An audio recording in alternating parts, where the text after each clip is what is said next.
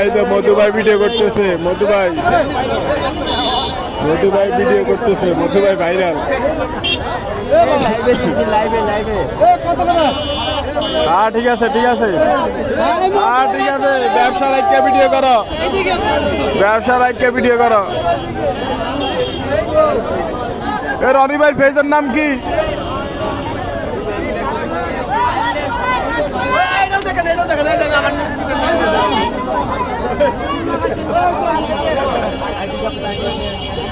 তোর মুখ তো বইলা রাখতে দেখে দেখা মধু মধু